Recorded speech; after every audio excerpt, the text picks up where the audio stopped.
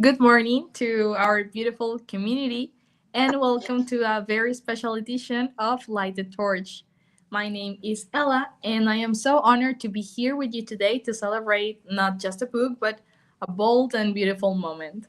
The girl on the left is a raw, unfiltered celebration of growth, resilience, and becoming. It's for every woman who's ever looked back on an old photo and thought, damn, I barely recognize her. So today we're joined by the visionary behind Project Megan and a powerful group of co-authors who turn vulnerability into power and reflection into legacy. So let's dive into the stories behind the stories. So welcome to all of you ladies and thank you so much for being here. Now we are going to start with a few questions and all of you will have time to share your thoughts and your own story in here. So I don't know, Megan. Let's begin with you. I want to ask you what drew you to create this anthology, and what made you say yes to sharing your own story and inviting others to do the same. Yeah, absolutely. And thank you so much for the team at She Rises for hosting us all here today and letting us have this space. It's awesome.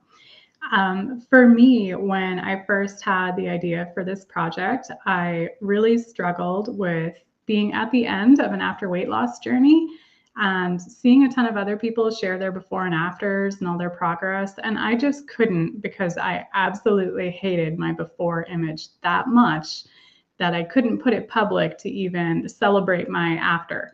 So that was a multi-year process for me. And I started bouncing the idea actually initially off Mary, who's here as well today, a couple years ago, of what if we had a project where we all focus on the before and celebrate that instead.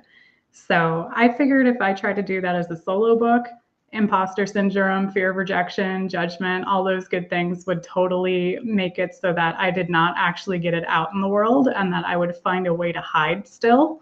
So by inviting all these awesome women that I was able to find to participate in this book, I knew if they were relying on me, it would get out in the world and it would get over the goal line. So it's made it so much better too, because it's not just one theme with me, it's like 22 themes of totally different challenges. And I love how it's turned out.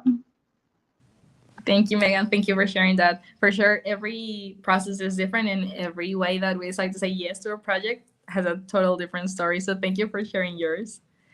And now I want to ask to each of you, if you can tell us who your girl on the left is and what photo or memory comes to mind when you hear that phrase. And we can start with Brenda. Hi, everyone. Can you hear me okay? Yes, we can. Wonderful. Um, my girl on the left was a broken girl. She went through a lot of trauma when she was younger, and I think that she was an angry girl, angry and broken. Thank you, Brenda. Thank you for sharing that. And what do you want? Do you wish to share what memory or photo comes to mind when you hear that phrase? Yeah, I think there's a photo of me when I was in high school with a group of friends, and it was just two girls. It was just like the Three Musketeers. And that photo comes to mind because it was those two people like really got me through what I experienced in high school. Um, so I think I hold on to that photo in my mind as a way to propel me through the things that I experienced. So I'd use that as a memory in a photo. Thank you, Brenda. I think yes, high school is such a very important time for all of us, and sometimes we don't even recognize that. So thank you for sharing that. And I don't know if we can go now with Risa. Hi, thank you for having me. I so my girl on the left is someone who was in a chaotic home environment, lots of generational trauma being passed down, and really didn't know or have maybe an own identity that was separate from just everything that I was told I had to do in order to protect myself from kind of continuing in this kind of traumatic, abusive world. And so it was really about finding my own voice and having confidence in myself and my own beliefs and knowing that um, I deserve to kind of have my own place in the world. And probably the photo, um, gosh, I didn't take a ton of photos from that girl back then, and it's probably a testament to a lot of this. And so probably the only photo that really sticks out for me is a seventh grade, school day picture, because I only got my photo really taken by other school events like the yearly Facebook, and that's probably, or not Facebook, yearbook. There we go. And so that was probably the picture that stands out in my mind. Thank you for sharing that. Thank you for sharing your story and the perspective you bring to the book. And now, can we go with Jody? Hi there. So my girl on the left came from an abusive childhood, had lost her home from a flood, then lost her home from a fire, a financial abuse situation. And as much as the counseling and therapies and everything that I went through, I didn't have the tools to be the non-stressed out work life balance that I thought I had until my collision happened. And I realized that all my tools just didn't matter, that they weren't good enough, and I had to learn new ones. So the memory, because like all the images show like this put together person, the memory that comes to mind is like the stressed out mom, the entrepreneur doing it on her own because her husband worked away, and like having to manage all the things and desperately needing a break. Thank you, Jody. I think what you're saying about the tools and learning new tools to just go through everything, it's very important, and it's important to share it. So thank you. You're welcome. And can we go now with Dr. Michelle? Good morning. It might be good afternoon, evening for some, but my girl on the left, much like a few of the other ladies here, is also multifaceted between being extremely anxiety ridden from multiple forms of trauma, different forms of abuse, parental neglect, manipulation, loss of a loved one at an early age, being moved around multiple places, just very chaotic childhood, growing up in an inner city with not much to show for anything, then also being dyslexic and a high school dropout, to repeating mistakes that my mother made, which landed me in a situation that where I was in the bottom of the pit and facing foreclosure and bankruptcy. Going to a food bank and living in income-based housing was not on my bucket list by any means. The picture that comes to mind from that is that season where there was so much anxiety going on as I was going through the housing situation that I lost so much weight. I got down to about 102 pounds. And I was in the workplace that I was in, somebody had taken a picture of me, and I was so thin. I literally look like a twig. And I do side by side comparisons between now and then, and I'm like, wow, I lost a lot of weight. It's crazy. Thank you, Michelle. Thank you for sharing that. And the fact that you're talking about anxiety while we grow up, it's very important. And I'm sure that it brings a very, very important point to the book. So thank you for sharing that. And I don't know if we can continue with Mary now. Hello, and thank you for having me today.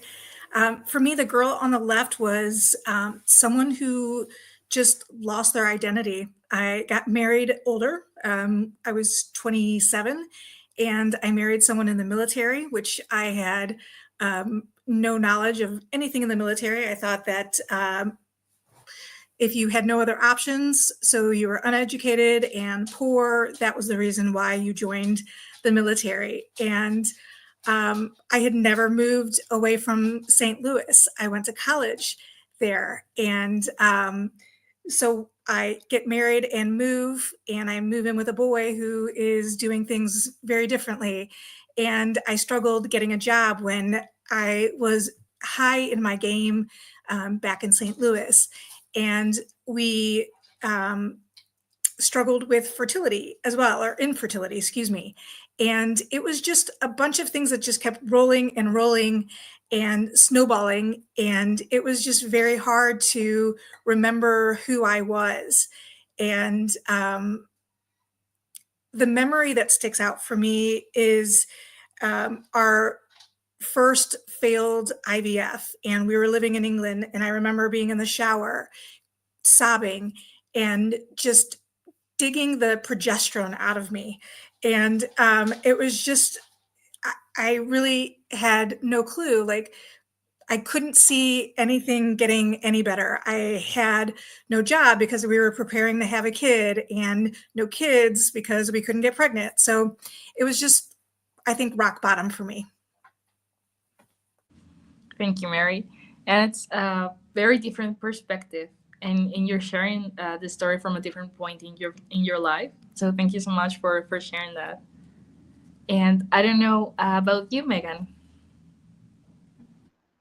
Yeah, my girl on the left, as I said initially for the project, took me a really long time to love, right? So for me, when I look back at her, she, in hindsight, was just severely under-resourced. She was trying so hard.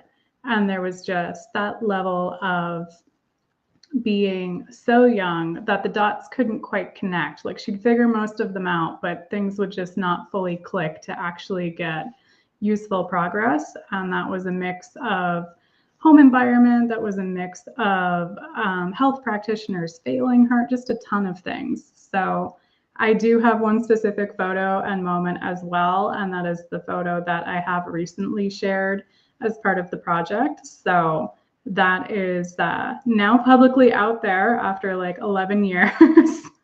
And that was a big fun step for me with this one, was to actually put that out to friends and family and people in my social media circles that don't even know me as her at all. So that's what comes to mind on my end. Thank you, Megan. Thank you for sharing that. And I don't know if now we can continue with Cheryl.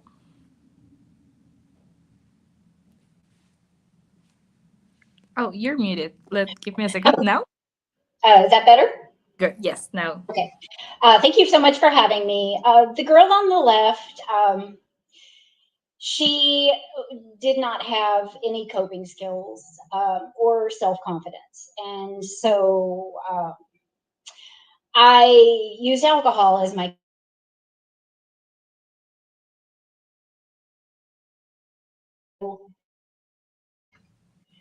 and I found myself literally being given 3 months to live with alcoholic cirrhosis. And that was obviously a huge turning point in my life. I basically had to make a decision whether I wanted to live or die. And I had, I guess, a divine revelation that I did want to live. And so I have put the last 5 years, every breath, into, rebuilding myself and healing physically, mentally, emotionally, spiritually, every way. And the memories that come to me are the ones from when I was really sick, going to the hospital every day for surgery, procedures to drain fluid, taking showers, looking down at myself, basically having a 9-month pregnant belly that was swollen with fluid. Those were really hard days, and I can't even remember that was me. But I want to honor that poor girl who that was how she ended up. And I will never forget her. I will always honor her. And this is my way of honoring her. Thank you. Thanks to you, Cheryl. Thank you so much for sharing your own healing and your own journey and in your own words. Thank you so much. It's really valid, and it's so brave to use the words to describe it. So thank you, Cheryl, so much for sharing that experience. Thank you. Now, can we listen to Bia? Yeah, thank you for inviting me this morning. My girl on the left was the one, a woman worked 20 projects at the same time. always tried my best to please everyone. I think to be loved, what I realized today. And in 2017, my life totally turned upside down when my son, who was 9 years old at this time, was diagnosed with a brain cancer.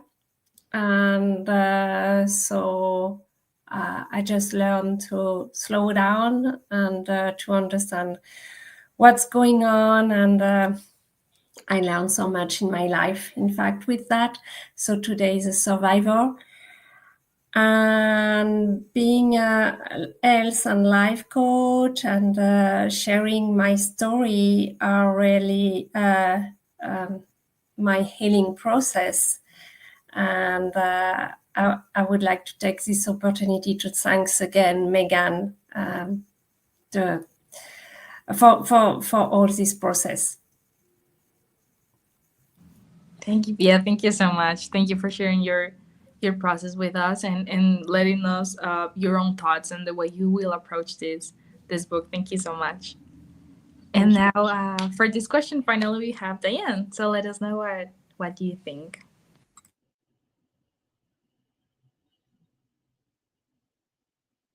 You're Hello? good now. Yes. Okay. My girl on the left is multi-layered. I got married at the age of 20. I was diagnosed with multiple sclerosis at 22, and I was told I could never have children because I never got my period. And then at 24, all the medicine from the MS gave me my period and I got pregnant. So I gave birth to my son, and then I stepped out of my marriage and got married to another man, and stepped out of that marriage and married another man who was an alcoholic. And that was, as much as I have the MS and I have the affairs, and I had lost 120 pounds. And my girl on the left is the girl that survived the alcoholic marriage, because I was abused mentally and financially, not physically, but he convinced me of things like I couldn't cook, and I used to cater parties, and he just convinced me of things that just I can't imagine. That girl on the left, she didn't give up. And I thank Megan so much for making me realize that I had a story to share. Thank you, Diane. What you say about not giving up, it's very important to discuss, and thank you for sharing your perspective for that. Thank you. Thank you. And now, before we keep going, I just want to honor the courage it takes to look back, not with shame, but with reverence. And each of those of you as authors that dare to reclaim your narrative, and that together you build something powerful. And The Girl on the Left isn't just a bestseller because it is, but is becoming a community, a safe space, and also a movement. So, to everyone watching this, you should know that you're not alone in your becoming, and the version of you who brought you this far, she was never lost. She was becoming. So, thank you so much for sharing your thoughts and for watching us. And now for the next question, I want to give the stage to some authors that have not shared their thoughts. So let me see. We are going to have here the coach, Dr. Wu. Thank you. Now we will have as well Tanya for this next question, and we will also have Berenice. And let me see. And we will have also Kingsley. There you go. And now the question that I have for you is, was there a turning point in your life when you realized I am not her anymore? I've grown. And what changed in you or around you? And for this, I think we can start with Kingsley. That's a tough question, because my girl on the left is the letter that I wrote to my childhood self for dreaming so big so that I can become that person. So I never stopped being that person. I think I just like reconnected back.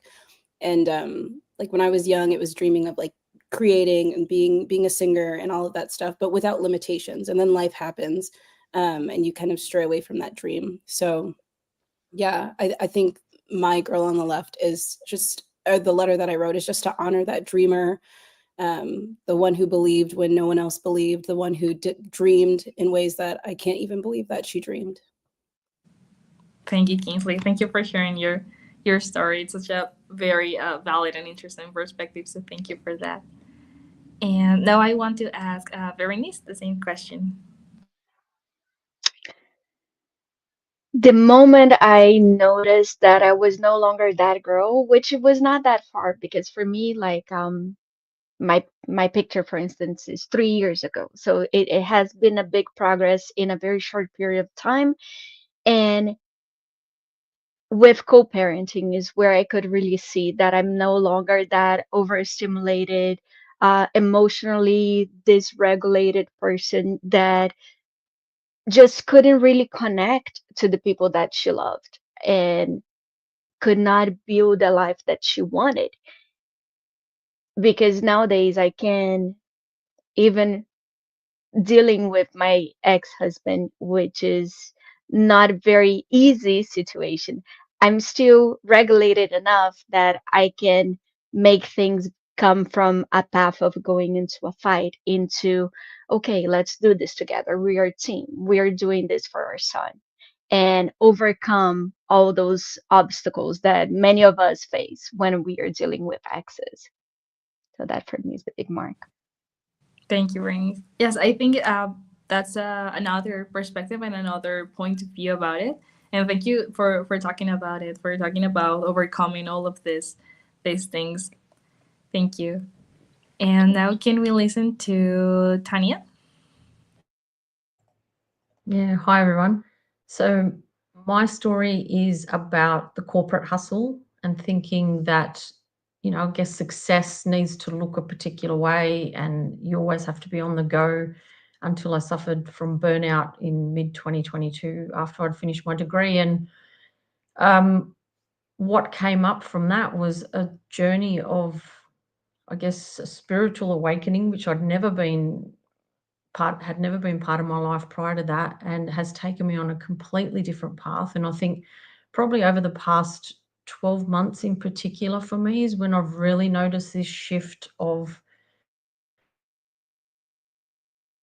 just this energy around what I do, allowing myself to be in a space where I don't have to rush all the time and do. It's okay to take some time out. It's okay to listen to my body if I need a rest. And it's okay to love me and do things for me, and knowing that in doing that, I'm also helping those around me, which definitely wasn't part of my thinking before that. And also last year I turned 50. So I think going down this completely different path, I'm out of corporate and I started my own business in the wellness space, helping and supporting other women. And if someone had told me that that's what I would have been doing a couple of years ago, I never would have believed them. So I think this story around showing that doesn't matter what your age is, if you find something new and something that's a passion for you, start it at any time, any point.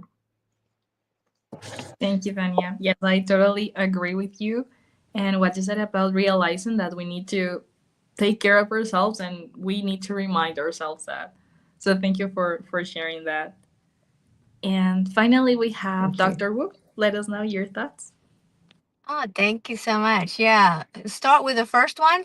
The picture is me in the army, alone in the desert horizon. Yeah, just alone. And then the second question was when did I realize? It was in 2017. I was taking a course on post-traumatic stress, and I realized, oh my goodness, that's what happened 30 years ago. And then I realized that my girl on the left was still stuck in the desert.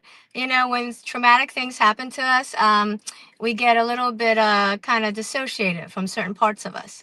And part of my healing journey is actually realizing what happened to me and how I responded, and then what happened to my girl on the left. And I literally had to go and do all the work and actually reach out and bring her home after 30 years. And yeah, so that's been my journey. And now it's just been an amazing journey of healing. Instead of post-traumatic, stress disease, it's not a disease. It's actually post-traumatic stress growth, that you can turn it into that. And there is a thing called post-traumatic stress reaction. And that's when you can catch someone right at the beginning of their crisis or stress, and you can literally give them the tools, which I never had until 2017 or in 2019 and 2020. Give them the tools that they don't become post-traumatic stress disease, and it doesn't, so it's actually, you can prevent it literally. And being a physician, I'm always about prevention. I don't want to see you at the end of your life trying to save your life having a heart attack, because I'm a ER doctor, but it's more, being a coach, but holistically. Yeah, there are ways now, and that's my journey. So I'm so grateful for Megan, because the Lord had laid it on my heart that I wanted to share my story, but I knew that logistically I wasn't going to get around to doing it. I'm more of a visionary. I don't like details, and here's Megan, and she's done all the work, the hard work, and to put this together, and to gather all of us. And I'm so appreciative and grateful, and looking forward to what we can do for other people through our healing journey, and all the tools and resources that we have. We all have so many tools and resources. So thank you so much. Thank you. Thank you. That's amazing. And I think it's really interesting what you said about thinking about how this person that I was will face something that happens to her, and it's a question that it's important to ask to ourselves. So thank you for that, and thank you, Megan, and thank you, all of you ladies. Thank you to all the women who poured their hearts into these pages. Thank you for showing us that growth is messy and but always worth it. And to our viewers, the girl on the left is available now on Amazon. So gift it to your past self, to your sister, your daughter, your friend. Just let it remind you that your story is still being written, and you get to hold the pen. So thank you so much for your thoughts, for being here with us. And until next time, keep rising, keep becoming, and keep honoring every version of you. And for now, bye to all of you. Thank you so much.